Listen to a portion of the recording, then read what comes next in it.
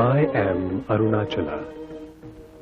Geologists say I am many million years old as the earth. There are others who think I am as old as the universe, as old as time and space. Some of them have come in search of me over the centuries. This is the story of one such person, a 16-year-old boy, when he came here.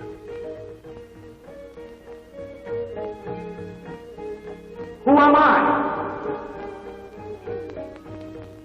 He realized I was he, and he was me.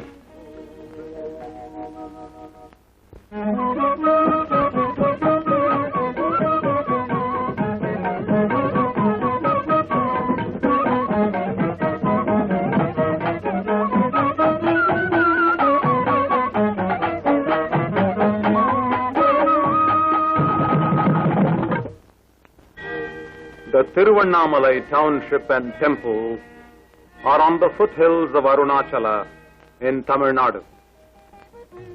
On the first day of September in the year of Christ 1896, a 16-year-old boy arrived here. He had come a long way. Arunachala Shiva, Arunachala Shiva.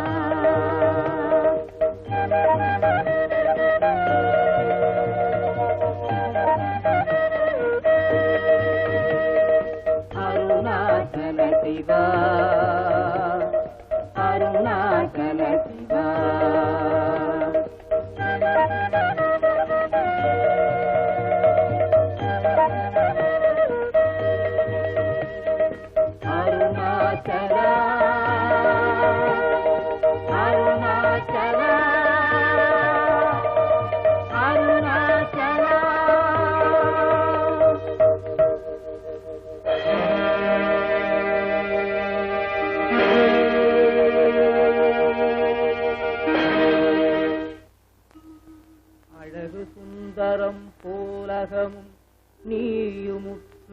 அபிநமாயிருப்போம் Arunachala தூய் மனமொழியற் தோயுமுன் மெய்யகன் தோயவே அருளென் Arunachala.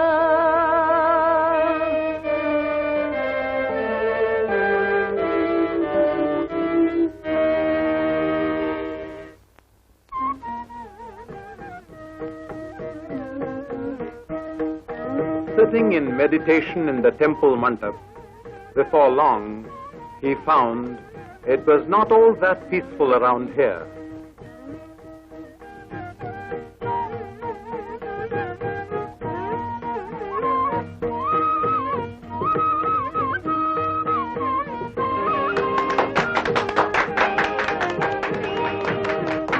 The boy then discovered for himself an underground cellar in the mandap.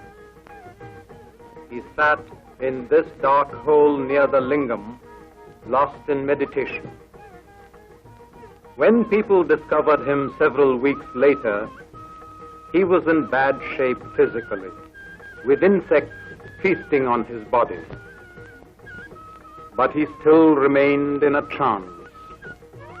He then shifted to several corners of the temple, spending some weeks in each place. He had not spoken a single word to anybody since he had arrived in Tiruvannamalai. However, shortly after he shifted to a small temple on the outskirts of the town, he began to communicate. He wrote out answers to devotees' questions. It was during these sessions that the boy's earthly identity was revealed. Venkataraman of Tiruchuri village near Madurai. His uncle found his whereabouts and attempted his best to call him back. The reply was implied in the boy's silence. Even as Ardra Darshan was being celebrated in the Shiva temple at Tiruchuri village, On 30th December 1879, Venkataraman was born in this modest house.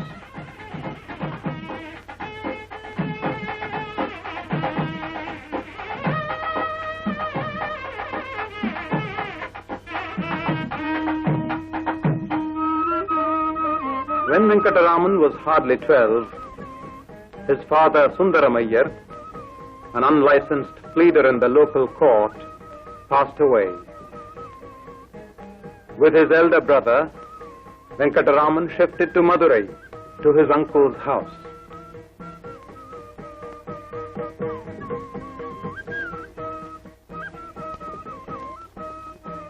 He went to the American Mission High School as an average student with no spectacular achievement, except as a rough and tough sportsman.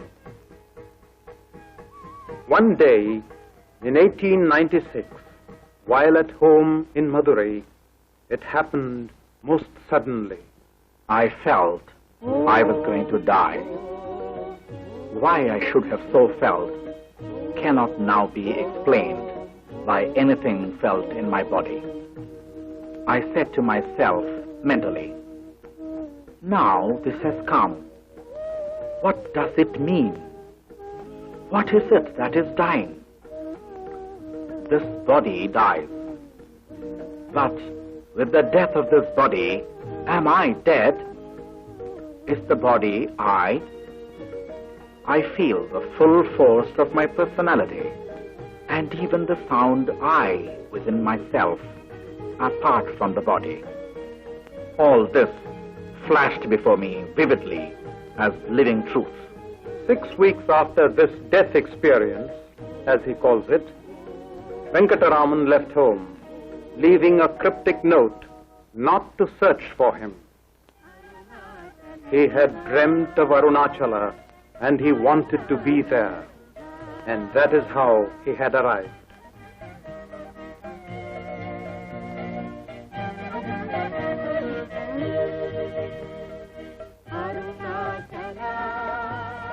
Soon after the uncle left Tiruvannamalai, the young sage moved his residence to another small temple on a hillock.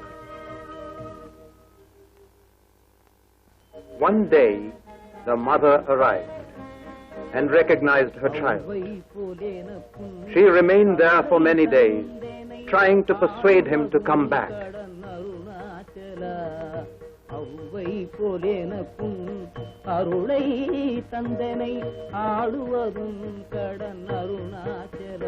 But she had to go back alone.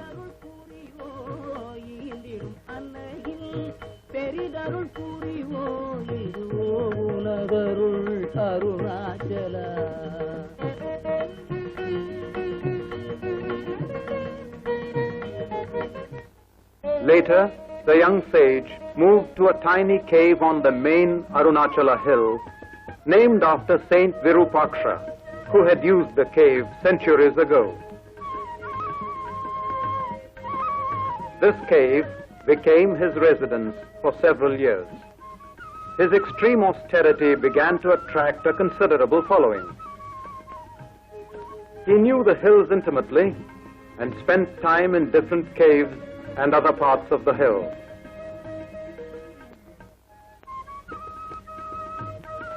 For 3 years since his arrival in Tiruvannamalai, he had remained silent. And now a new phase started, when in response to ardent devotees' requests, he began to talk, sometimes giving discourses. Some of the devotees preserved these manuscripts, which were later published in various languages. A renowned Sanskrit poet and scholar, Ganapati Muni, by a sudden instinct, rushed and climbed the hill to meet the young sage of whom he had heard. The meeting and the advice received from the youth deeply touched the scholar.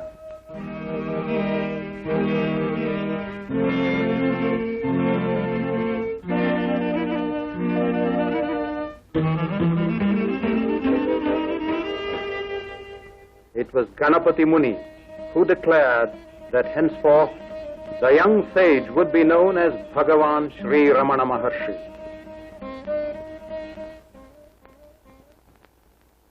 As disciples came from far and near, the word spread.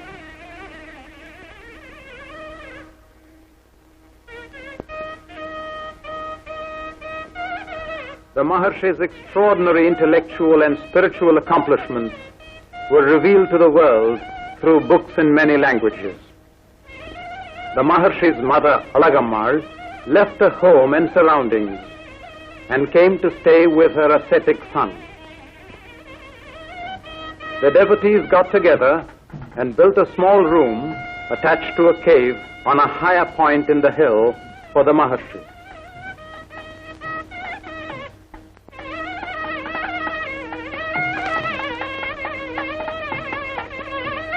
From 1916, for about 7 years, Skandashramam became the Maharishi's abode.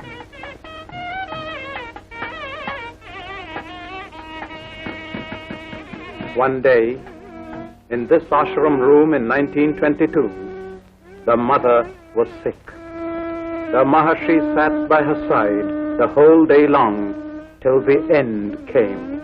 A disciple remarked, "She has passed away." The Maharishi corrected, "No, she has been absorbed." A modest thatched roof samadhi was built for the mother on the foot of the hill, which later developed as a temple and as the nucleus of the Ramanashramam.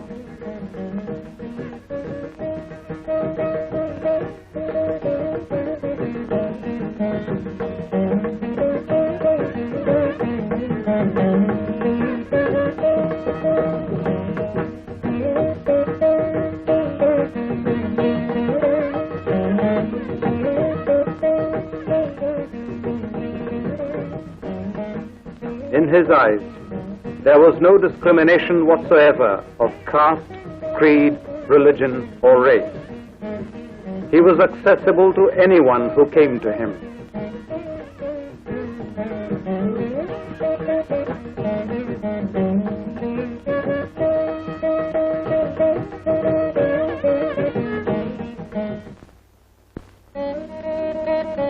Bhagavan Shri Ramana Maharishi's message and teaching is simple and direct. It does, however, need determination and effort. To him, all men are already realized souls. You have to merely remove the ignorance of not knowing yourself. The realization of the self, which is distinct from the body and the ego, can be achieved here and now by unswerving self-inquiry with the question, "Who am I?" There is no presupposition regarding the answer. The question, asked in right earnestness over a period of time, leads to realization. The Maharishi had less use for theoretical abstraction. As you cannot learn swimming by postal tuition, you cannot pursue spiritual inquiry by philosophical conceptualization. It has to be by direct practice of self-inquiry, leading to an experiential understanding of reality. The Maharishi arrived at such an understanding without the influence of textbooks, old or new. If his teaching was identical with the non-dualist theories of ancient rishis, it is not because of their influence, but because he discovered them through his own experience.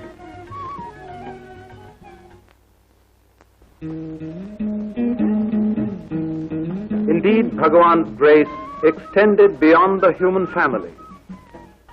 His identification and rapport was with all living things. Peacocks, cows, monkeys, dogs, and even snakes on the hillock treated him as a natural master, coming to him to play and receive eatables from him.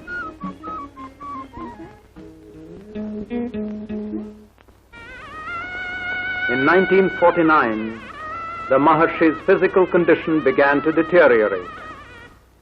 He underwent an operation for tumor, which was found to be malignant. The Maharishi never asked for treatment, but allowed his disciples to have their own way. In spite of excruciating pain, he remained smiling and calm.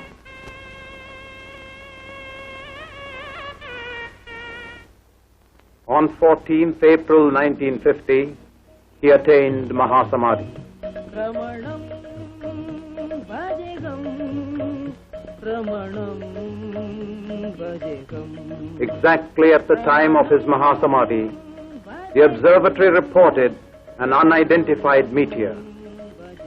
The sparkling, radiant meteor flying across the sky was noticed and reported by several thousand people all over South India.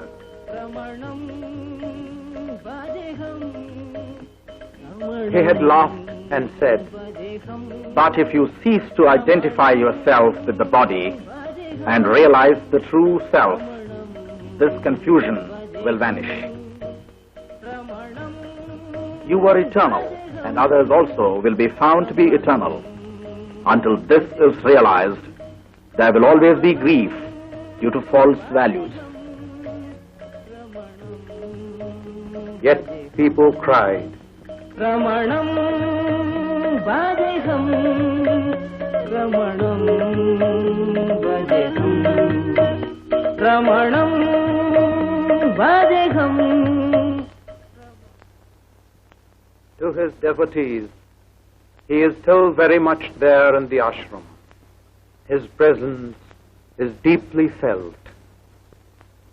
Arunachala Shiva, Arunachala Shiva, Arunachala Shiva, Arunachala, Arunachala Shiva, Arunachala Shiva, Arunachala Shiva, Arunachala.